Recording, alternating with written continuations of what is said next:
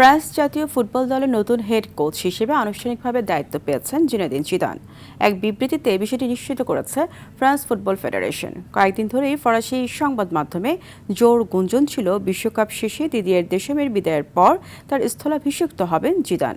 অবশেষে সেই জল্পনারই আনুষ্ঠানিক পরিসমাপ্তি ঘটল। ১৯৯৮ সালে খেলোয়াড় হিসেবে ফ্রান্সকে বিশ্বকাপ জেতানো জিদান কোচ হিসেবে বেশ সফল।